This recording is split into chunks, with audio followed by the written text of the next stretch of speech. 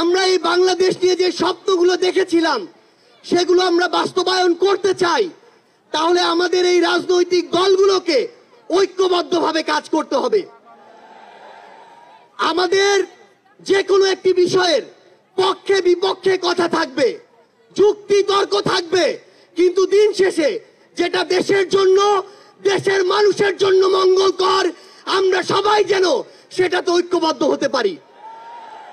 আমরা বিশ্বাস করি আমাদের এই রাজনৈতিক দলগুলোর মধ্যে যদি এই মিউচুয়াল রেসপেক্টটা থাকে, আগামীর বাংলাদেশ হবে অপ্রতিরোধ্য বাংলাদেশ।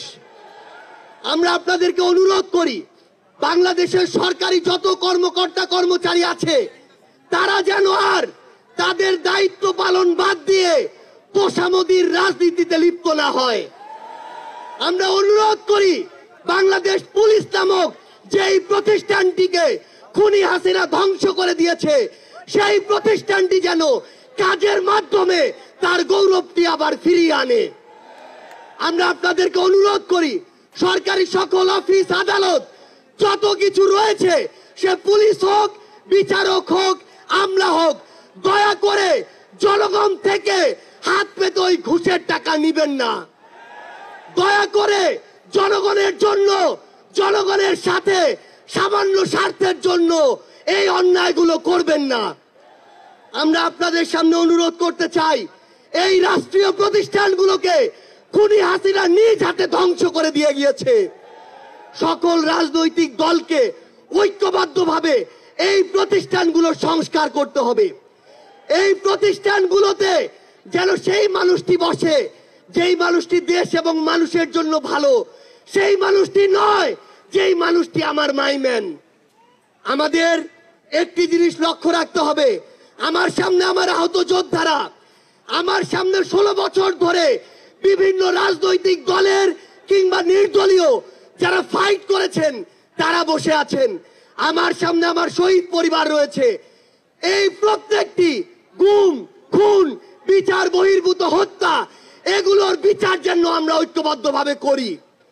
এই খুনি হাসিনার বিচার যেন আমরা ঐক্যবদ্ধভাবে করি।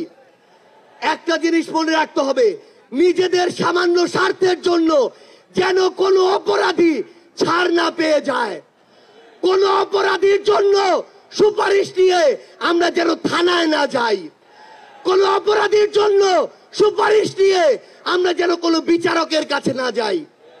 এই নতুন বাংলাদেশে ধ্বজভঙ্গ শিক্ষার সিস্টেমগুলো, এই কারিকুলামগুলো আমাদেরকে ঠিক করতে হবে।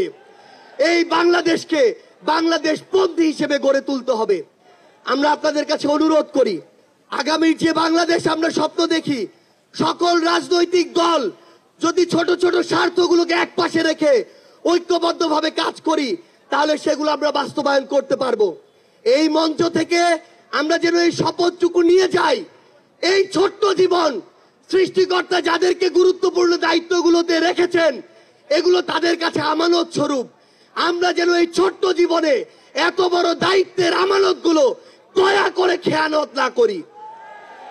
আমরা আপনাদের কাছে অনুরোধ করি, আমাদের রাজনৈতিক দলগুলোর মধ্যে কেন্দ্র থেকে ওই একদম গ্রাম পর্যন্ত, রুট পর্যন্ত যেন নিজেদের ভিতরে সুস্থ একটি প্রতিযোগিতা হয়।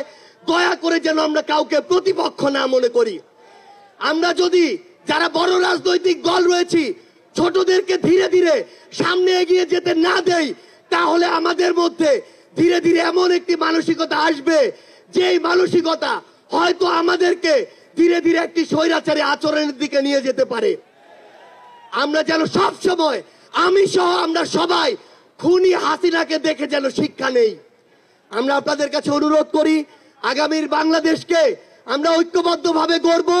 এবং একটা জিনিস শুধু মনে রাখবেন, দিন শেষে দেশ এবং মানুষের স্বার্থকে সবার আগে রেখে যদি আমরা এগিয়ে যেতে পারি, তাহলে আমাদের কাঙ্ক্ষিত বাংলাদেশ সম্ভব। আপনাদের সাথে লড়াইয়ের রাজপথে অথবা বিজয় দেখা হবে। সব সময় বাংলাদেশের এই নতুন আজ যে পার্টিটি জন্ম নিতে যাচ্ছে, সেই পার্টির সাথে থাকবেন, সমর্থনে থাকবেন, দোয়ায় রাখবেন। আপনাদের সাথে আবারও দেখা হবে রাজপথের সংগ্রামে অথবা বিজয়ে।